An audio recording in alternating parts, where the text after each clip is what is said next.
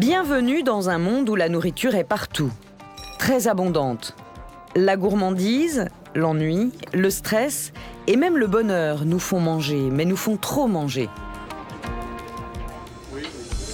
J'ai l'impression d'avoir des frigos devant moi, j'en ai au moins 50 frigos devant moi. Je ne pense qu'à ça et je fais en sorte de passer ma journée à manger et à réfléchir à ce que je vais manger dans une heure. Manger, grossir, maigrir, regrossir, faire le yo-yo, les 3/4 des Français surveillent leur alimentation. Nous, ce qu'on veut, c'est maigrir, mais que ça aille vite. J'ai quand même essayé les régimes, mais au bout de 2 jours, ça tombe à l'eau. Hein. C'est même pas une semaine, c'est dramatique. Tous les régimes que j'ai essayés se sont soldés par des échecs et des reprises de poids. L'obsession des régimes tourne au cauchemar. Trop sévères, ils sont intenables. Déséquilibrés, ils font regrossir. Inefficaces, ils dépriment. Certains nutritionnistes ont renoncé à en prescrire. Tout le monde est au régime maintenant. Compte tenu de tout ce qu'on sait aujourd'hui sur les régimes, qu'ils font grossir, qu'ils entraînent des troubles du comportement alimentaire, qu'ils aggravent la situation psychologique des patients, est-ce que ça n'est pas extrêmement dangereux de mettre des populations entières au régime ? Alors les régimes ne seraient plus la solution pour maigrir? Et si le problème était ailleurs? Si tout était dans la tête? C'est du bourrage, c'est même plus du remplissage. La bouffe, c'est de la drogue. Hein.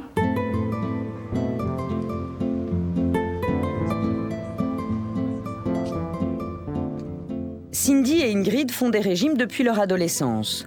Elles luttent en permanence contre les kilos en trop. Ah, ça, voilà. Ah, ça, c'est ta tenue, ça. Hein? C'est ma tenue quand j'aurai perdu 10 kilos. Alors, encore un petit effort et tu peux rentrer dedans. Elle grossit pas. Hein. Elle est vraiment jolie. Cindy a 29 ans et Ingrid 49. Elles travaillent ensemble. Aujourd'hui, elles profitent d'un jour de congé pour faire du shopping. Je fais jamais d'essayage après manger. C'est vrai? Jamais, ouais. Jamais, jamais. Pourquoi? J'essaye d'être à jeun pour me sentir vraiment à l'aise, ne pas avoir de ventre. Moi, par contre, c'est le contraire complètement. Moi, quand je suis ronde, je vais essayer des vêtements. Et alors, et là, je rentre dans rien, bien sûr. Hein, et là, ça me donne une niaque pour commencer. Bon, ma robe, elle est où? Ça me donne une niaque pour me dire, allez, Ingrid, il faut te prendre en main. Et je recommence encore. Voilà. Péniblement. Elle est magnifique. Bon, bah, moi, je prends la robe. Hein. J'ai fait mon choix. Voilà, ça y est, j'ai fait mon choix. Pause déjeuner pour Ingrid et Cindy. Entre 2 périodes de régime, impossible de se relâcher complètement. Pour ne pas regrossir, elles sont toujours obligées de faire attention, car chaque aliment cache une véritable menace calorique. On se lâche et on fait attention. Ah non, moi, cette semaine, je fais attention. On a envie de tout, là. C'est trop bon. Je vais pas prendre le 4 fromages, mais un petit gratin aux épinards, c'est... Bon, à mon avis, je vais prendre une soupe. Hein. Voilà, elle m'a fait de la peine là quand elle a parlé. Elle a raison en plus. Mais non. On va prendre 2 soupes, s'il vous plaît, légumes. On fait toujours un petit calcul vite fait dans notre tête. Toujours, ça, toujours. Et même quand on n'est pas dans nos périodes de régime. Et on va se prendre aussi un petit bagel cream cheese pour 2. Voilà. Sésame ou pavot? Ingrid et Cindy rajoutent à la commande un bagel, un pain au fromage. Quelques petites calories en plus. On a craqué avec le bagel, c'est pas grave. Bon, ça va, c'est juste... Aux petites calories s'ajoute un soupçon de culpabilité. C'est notre petit écart. Et voilà, on en a pris un pour 2. On va essayer d'en manger qu'un quart. On va même le tremper peut-être dans la soupe pour l'assaisonner. On sait dans notre tête qu'on a déconné, en vrai. On le sait, parce que c'est vrai, on le sait qu'on déconne. On a laissé la soupe et on s'est tapé le bagel. Comme quoi, hein, les légumes, on en a marre. Et des fois, ça dure 3, 4 mois, 6 mois qu'on n'arrive pas à se remettre réellement au régime. Et qu'on en a marre, en vrai. Ingrid et Cindy ont repris leur travail. Au salon de coiffure, la question des régimes anime souvent les conversations. Ici, chacune a sa recette. Des régimes dissociés au sachet protéiné. On a tout essayé. C'est vrai qu'on a fait tellement de régimes, donc ça nous a permis de voir pas mal de choses. Un jour, on mange comme ça, le lendemain, on mange que des bananes, après, on mange que ça. On a testé tout ce qui est sachet, genre protéines. Ça, c'est un peu n'importe quoi. Vous allez perdre 7 à 10 kilos en 2 semaines pour en reprendre le double. Donc, on en a fait... Qu'est-ce qu'on a fait d'autre, Ingrid? On a fait un jour on mange pas. On a fait tout. Ou alors on mange et après on fait 2 heures de gym, ou on danse, on se met la musique à fond et on danse pour brûler les calories. On a dormi avec des collants chauffants, on a tout fait. Manger 25 calories chaque jour en trop, soit l'équivalent d'un demi-yaourt à 0%, provoque une prise de poids de 9 kilos sur une dizaine d'années. Alors la chasse aux calories doit être permanente. De toute façon, il n'y a pas de miracle. Hein. Si on veut maigrir, il faut fermer sa bouche. Je pense que ce qu'il faut surtout, c'est le comportement qu'il faut changer. C'est un psy qu'il faut aller voir. Après des régimes qui ne marchent pas, manger. Les problèmes de poids sont souvent liés à des moments difficiles de la vie. Muriel a 48 ans, elle a 3 enfants. Il y a encore 2 ans, elle pesait 96 kilos pour 1,60 m. Elle n'a pas toujours mangé par appétit, mais aussi pour surmonter ses difficultés psychologiques. J'ai un de mes enfants qui a une maladie assez sérieuse. On va dire, ça fait 20 ans. Avec un papa militaire pas souvent là, moi, il fallait que je sois forte. Et je crois que j'étais forte dans tous les sens du terme. Voilà, il fallait que je sois costaud. Alors je ne sais pas si c'est une bonne analyse, mais en tout cas, bon. Et là, depuis quelques années, on sait qu'il va bien, qu'il ira bien. Plus de problème. Et je pense que c'était le moment. Je peux enfin penser à moi. Je n'ai plus besoin d'être l'encre où tout le monde s'accroche. Donc, je peux me laisser aller. Je peux penser à moi. Je peux faire des choses pour moi. Prête pour maigrir, Muriel a réussi à perdre 27 kilos. Elle a suivi un régime équilibré et surtout pas trop sévère. Cette tarte, c'est le genre d'écart qui lui a permis de tenir sur la durée. Elle est extraordinaire. C'est une tarte feuilletée avec une espèce de compote de rhubarbe et des fraises des bois par-dessus. C'est à tomber. Si de temps en temps, je ne pouvais pas m'octroyer un petit plaisir, soit 1 ou 2 carrés de chocolat, une rondelle de saucisson, mais c'est toujours raisonné, c'est pas, je ne me goinfre pas. Du moment que je sais que de temps en temps, je peux me le permettre, je n'ai pas besoin d'en avaler en quantité. Rares sont les nutritionnistes qui prescrivent encore des régimes ultra sévères, car les privations excessives déclenchent des compulsions sur certains aliments. C'est ce qui provoque le fameux effet yo-yo et fait regrossir. Tous les 2 mois, Muriel retourne chez son médecin. J'ai rendez-vous avec le docteur Fricker. Justement. Nutritionniste et ancien chercheur, le docteur Jacques Fricker n'a jamais prescrit de régime strict. Il pratique depuis toujours la rééducation alimentaire. Pour aider Muriel à maigrir, il lui a appris à changer sa façon de manger, sans interdit, mais avec des conseils alimentaires concrets et faciles à suivre. Essayez toujours de diluer ce que vous consommez. C'est-à-dire que quand vous mangez un aliment riche, de manger à côté avec, si on peut dire dans la même assiette, un aliment moins riche. À ce moment-là, vous allez beaucoup mieux réguler votre appétit et votre poids. Par exemple, si vous prenez un morceau de quiche, c'est gras la quiche, hein, c'est assez riche, ou un morceau de pâté ou de foie gras, prenez avec une salade de mesclun, une salade de mâche, une salade verte. On voit ce que ça donne sur la balance hein, pour... Ces visites régulières chez son nutritionniste aident Muriel à maintenir son poids. C'est comme ça qu'elle a pu se stabiliser depuis 2 ans à 69 kilos. Parfait.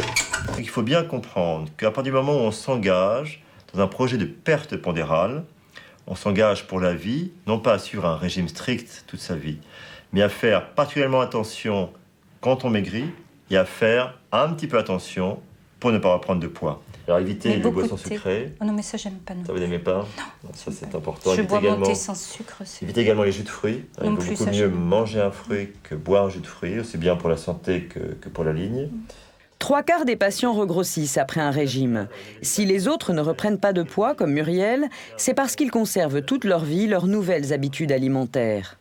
Les régimes ne font pas grossir en eux-mêmes, mais les régimes sont volontiers suivis d'une reprise de poids, car souvent, en fait, ils ne sont pas assez bien adaptés à la vie et au métabolisme de chacun. Quel que soit le moyen avec lequel vous avez perdu du poids, si après avoir perdu du poids, vous remettez à manger comme vous mangiez avant, quand vous aviez pris du poids, vous allez en reprendre. Avant son régime, Muriel avait une passion, la cuisine. Elle n'y a pas renoncé. Mais les jours de fête, elle remplace la crème fraîche par du yaourt. Voilà, j'adore, j'ai l'impression que je le mange déjà. Et déjà 1 kilo comme ça gratuit. Ah non, justement. Aujourd'hui, c'est l'anniversaire de son mari. C'est vrai qu'on mange 3 fois, on mange avant, pendant qu'on en parle, pendant, puis ensuite parce qu'on évoque de bons souvenirs. C'est ça qui fait grossir. On a changé ses habitudes. C'est pour la vie. Manger comme avant, non, ça, il faut pas. Hein. Il faut que ça reste une entorse, parce que sinon, c'est sûr, les kilos, on les reprend, voire même avec un petit bonus. Au début, c'est un peu une gymnastique de l'esprit, puis après, on s'y fait très bien. Je réfléchis plus maintenant. Avant, il fallait que je réfléchisse pour faire mes menus. Enfin, attention, j'ai mis des féculents là, il faut pas que j'en mette là, etc. Maintenant, c'est devenu naturel. Joyeux C'est autour d'un repas presque diététique que toute la famille de Muriel s'est réunie.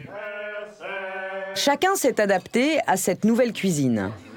On mange beaucoup mieux, les légumes c'est intéressant, etc. Enfin, c'est une nouvelle cuisine intéressante et ça se ressent plus maintenant.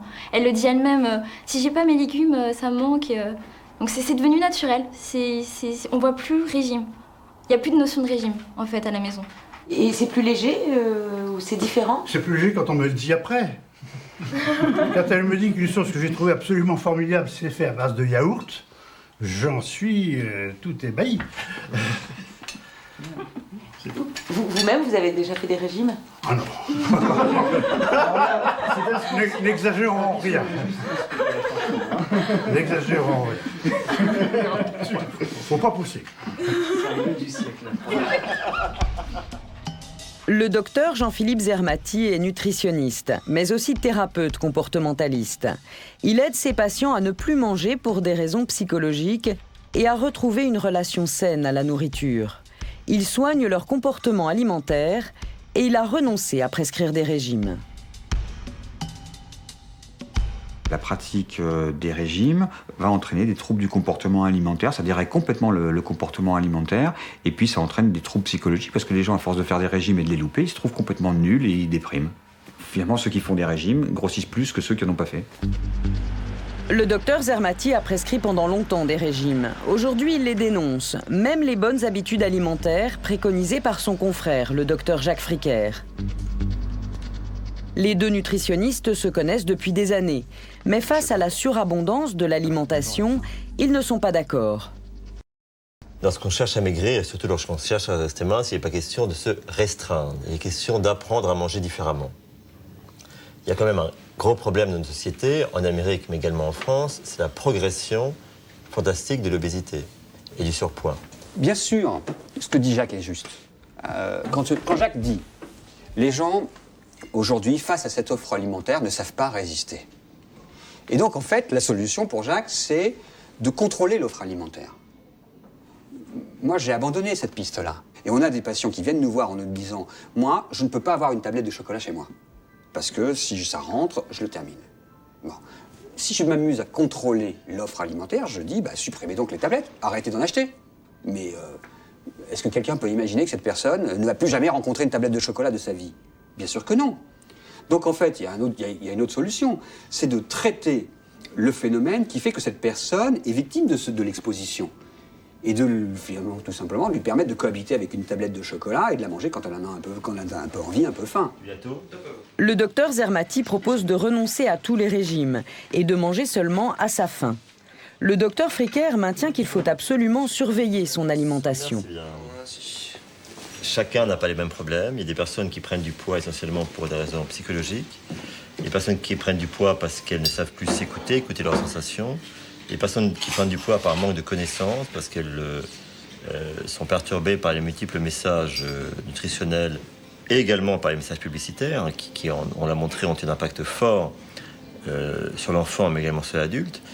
Et donc, en fonction du contexte, il y aura une approche différente à avoir. La seule chose sur laquelle on puisse tous être d'accord, et pour dire que ça fait grossir, c'est le fait de manger plus que les besoins, quelle que soit la nature des apports caloriques. Laurence a 46 ans. Elle a mangé jusqu'à atteindre l'obésité sévère. Il y a 5 mois, elle pesait encore 95 kilos pour 1,48 m. Tous les régimes qu'elle a faits ont été des échecs. Actuellement, elle est en train de maigrir grâce à un anneau gastrique. Voilà ce que je voulais vous montrer. Donc ça c'est mon jean quand je faisais 95 kilos. Donc aujourd'hui j'en ai perdu 34. Donc voilà. Ça c'est un jean qui fait quelle taille? 54. Et aujourd'hui, je mets du 42. Qu'est-ce qu'il représente maintenant pour vous, Laurence, ce jean? La haine de la bouffe.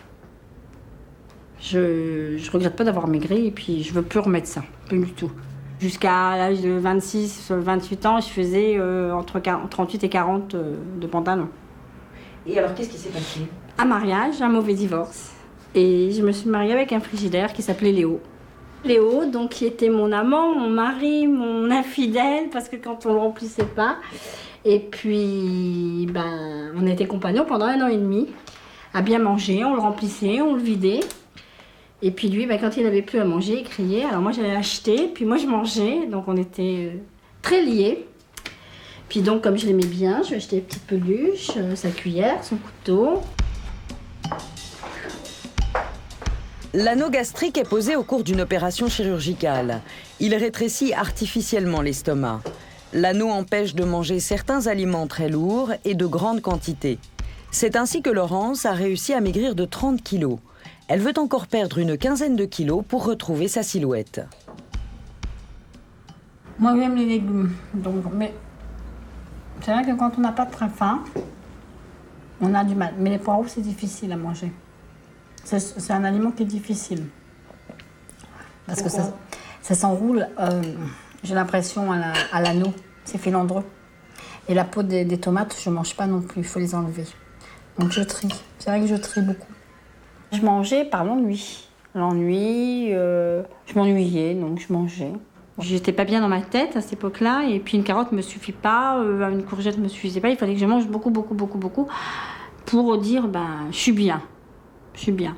Ça me remplissait, c'est comme un gros nounours. C'était vraiment des choses...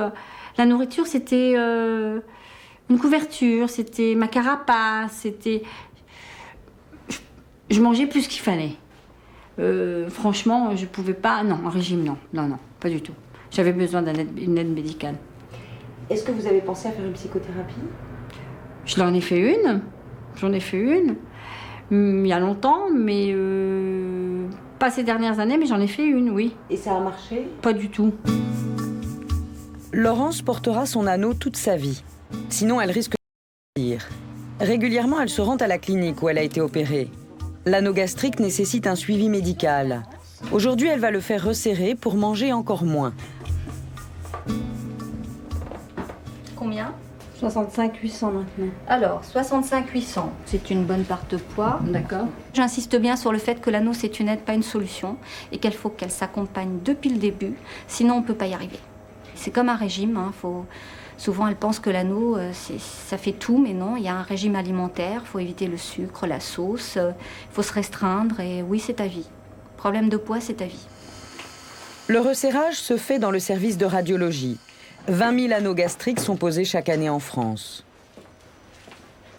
Grâce à cette seringue, la manipulatrice va injecter un produit qui gonfle l'anneau de Laurence et freine encore plus le passage des aliments dans l'estomac.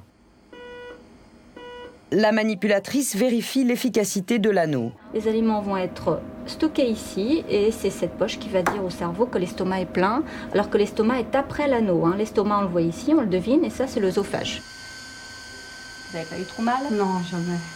C'est l'impression. Oui, l'appréhension, c'est clair. L'anneau n'est là que pour vous rappeler qu'il faut moins manger. Oui, c'est ce que je... Parce que l'échec chez la plupart des femmes, c'est que quand l'anneau est trop serré, il gère tout seul. Vous n'avez pas à gérer. Et quand on veut desserrer pour revivre un peu normalement, tout va passer. Il faut savoir que la nourriture, c'est comme une drogue. On n'en guérit jamais tout à fait. Et que donc, il faut faire des efforts surhumains sur soi pour se retenir de manger. C'est vrai que je sentais que je mangeais plus. Et puis, plus facilement. Laurence est en train de faire le deuil d'un rapport anormal à la nourriture. Mais parviendra-t-elle à se contrôler toute sa vie? Le docteur Caddy est le chirurgien qui l'a opéré. Vous voyez, regardez si on la voit bien, cette petite poche. Ce faux estomac, c'est lui quand il est rempli. D'accord. Qui vous dit, tu n'as plus faim. Mon estomac est plein, je n'ai plus faim. D'accord. Je n'ai plus faim, je ne mange pas. Ok. C'est le premier principe de gestion de votre anneau. L'obésité, c'est une maladie incurable. C'est une maladie chronique, c'est d'ailleurs une maladie mortelle, ça personne ne le sait. Mortelle socialement, mortel sur le plan médical, par les comorbidités, c'est-à-dire l'hypertension artérielle, le diabète, etc., qui finissent par emporter les malades et leur faire baisser non seulement leur qualité de vie, mais surtout leur durée de vie. Vous avez peut-être quelque chose, c'est que vous n'étiez pas seul au monde. Ah oui, non, ça c'est vrai qu'on est pas seul. Vous savez combien il y a d'obèses en France? Je l'ai su par vous. Mais 6 millions, 10% de la population. Et pourtant, on ne fait aucun cas de l'obèse. T'es grosse, t'as qu'à pas bouffer. Oui, c'est vrai. Voilà la seule réponse médicale qu'on peut donner à une obèse. C'est vrai. L'obésité, pour moi, c'est une maladie psychosociale. Votre comportement psychologique dans le cadre de la société de consommation. Voilà. Et l'anneau, il interfère simplement en régulant la possibilité de ne plus manger parce qu'on n'a plus faim. Maigrir, c'est aussi soigner son comportement alimentaire. Je mangeais de tout et n'importe quoi, aussi bien du sucré avec des gâteaux, du chocolat, que du salé avec des cacahuètes, des noix de cajou, des hamburgers. Michel a des crises de boulimie depuis l'adolescence et il aura bientôt 50 ans. Jusqu'ici, il a fait de nombreux régimes, mais il a toujours repris du poids. Alors, il a choisi d'essayer l'hypnose pour changer radicalement son rapport à la nourriture. C'est pas de la faim, c'est un comportement bizarre.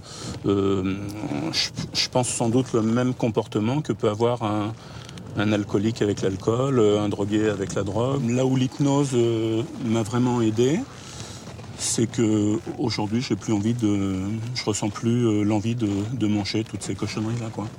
C'est vraiment ce qui me manquait parce que comme beaucoup de gens qui ont des problèmes de poids et de santé, donc on sait qu'il faut vraiment qu'on perde du poids. Mais si vous voulez, on n'arrive pas à en perdre, quoi. On n'a pas la volonté pour. Là où ça marche, c'est qu'on n'a pas d'effort à faire et on n'a pas besoin d'être fort et avoir cette volonté-là avec l'hypnose. Michel se rend à sa 3e séance d'hypnose. Il s'installe avec 5 autres personnes pour 1h30 à l'écart de l'agitation du monde. Le docteur Jean-Marc Benayem pratique l'hypnose depuis 25 ans. Il commence par une dégustation de tomates cerises, un premier exercice suggestif pour apprécier le bon goût d'un légume. Tous ces exercices ne sont pas faits pour faire de la relaxation. Ils sont faits pour que vous soyez là, en relation avec le corps. Voilà. Michel, Christelle, Laurence, Laetitia et Catherine, tous rencontrent avec la nourriture le même problème, une dépendance incontrôlable. Entre les différentes addictions, il y a vraiment une similitude de comportement. C'est-à-dire que entre le monde et la personne s'installe un comportement qui est censé nous mettre bien en relation avec le monde, qui est censé nous apaiser notre peur d'affronter le monde. Je vous propose de porter attention à la graisse qu'il y a sous la peau. Voilà. C'est quelque chose que vous portez comme une maladie, voilà, et vous décidez de la soigner en mangeant des fruits, des légumes. La graisse qui est sous la peau, pourriez-vous là maintenant l'assimiler aux produits toxiques qui ont été mangés? Et pas réfléchir, hein. Ressentez le corps. Pas de balance, pas de régime, l'hypnose aide à reprendre pleinement conscience de son corps, de ce qui lui fait du bien ou du mal. Et nous laissons votre esprit non conscient faire ce qu'il veut de ce que nous avons travaillé ensemble. Et peut-être ce sera simplement de l'indifférence. Michel et les autres sont doucement reconditionnés pour retrouver un comportement alimentaire normal. Voilà, je vous laisse revenir doucement, respirez bien. On se laisse complètement porter par la voix, par le son, quoi. C'est assez impressionnant, une sensation de se raidir et de passer dans une autre bulle. Je suis Ouais, je suis bluffée. J'entendais consciemment ce qui se passait, mais c'est lui, en fait, qui gérait mon conscient. Donc, toutes les sensations au niveau du corps et la tête est partie. Très impressionnant. Je pense que j'ai essayé tous les régimes et toutes les méthodes et toutes les possibilités pour perdre du poids. Je pense qu'on est structuré d'une certaine façon. Il y a certains qui vont aller faire beaucoup de shopping, d'autres du sport à outrance, d'autres qui vont travailler énormément. Ben, nous, on a choisi la nourriture. Tant pis pour nous. Voilà. On a choisi la nourriture, donc je pense qu'on va limiter la case. Je pense que l'hypnose, ça va nous aider. Enfin, moi, ça m'a aidé en tout cas à être moins cruelle et moins méchante avec moi-même. Mais je crois que mon symptôme, il va exister toute ma vie. 10 jours plus tard, nous retrouvons Michel. Entre 2 séances, il fait des exercices d'auto-hypnose. Un travail personnel qui l'aide à changer son comportement. Par exemple, je mets des chemises serrées et donc je vois volontairement pour voir les bourrelets. Et donc je regarde mon bourrelet et j'imagine, je visualise tous les excès que j'ai faits, des grosses pizzas, des barres chocolatées, etc., des frites, des hamburgers. Et donc ça me maintient la mémoire au chaud pour ne pas oublier. Là, on est dans le rayon apéritif, biscuits apéritifs. Et avant l'hypnose, écoutez, dans un rayon comme celui-ci, en fin de journée, jour où je n'avais pas beaucoup mangé, j'aurais facilement, en 3 minutes, mangé un paquet entier d'amandes grillées comme ça, suivi d'un paquet de noix de cajou. Ensuite, derrière, par là, j'aurais enchaîné avec un paquet de barres chocolatées comme ça, et tout de suite un autre comme ça derrière, en entier. Donc, il y a eu beaucoup de changements. C'est difficile de résister là aujourd'hui? Ah, pas du tout. À quoi vous pensez quand vous passez dans ce rayon? C'est pas mon problème. L'hypnose est une thérapie dont l'efficacité est désormais reconnue dans le traitement des troubles du comportement alimentaire. Pour Michel, ce sera peut-être la solution. D'autres choisiront l'anneau ou le régime équilibré. Mais tous devront apprendre à maîtriser leur attitude face à la nourriture. Et surtout face à la surabondance de l'alimentation. Car un adulte sur 3 est en surpoids et l'obésité continue de progresser.